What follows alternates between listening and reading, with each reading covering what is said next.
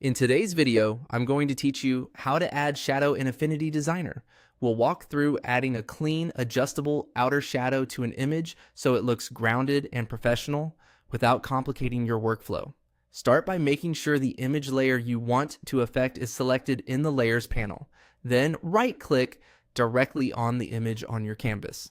This opens a quick context menu that gives you the options we need without digging through multiple panels. From that menu, click Rasterize. Rasterizing converts the image into a pixel layer so the shadow effect renders predictably, especially with placed images or complex content. Don't worry, this doesn't change the look of your image. It simply prepares the layer for effects to behave as expected. Next, open the Layer Effects dialog. You can do this by clicking the FX icon at the bottom of the Layers panel, or by choosing Layer Effects from the same right-click menu if it's available. This panel is where all the magic happens, and it's non-destructive, meaning you can tweak these settings anytime. Inside the Layer Effects window, enable Outer Shadow.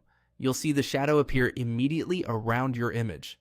This is a live preview, so every change you make will update on the canvas in real time, which is perfect for dialing in the look. Set the angle to define the direction of the light source. Think of the angle as where the light is coming from.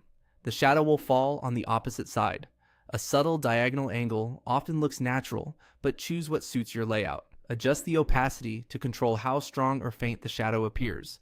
Lower values create a soft, ambient look, while higher values produce a more pronounced drop shadow.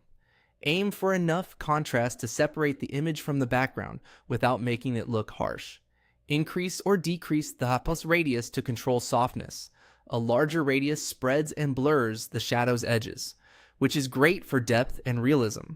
A smaller radius keeps the edge crisp, which can suit sharper graphic designs. Use offset to set how far the shadow sits from the image. Small offsets suggest the image is close to the surface.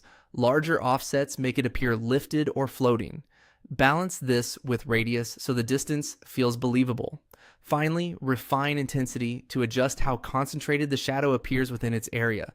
It works hand in hand with opacity, helping you fine-tune the richness of the shadow without over-darkening. When you're happy, click Close.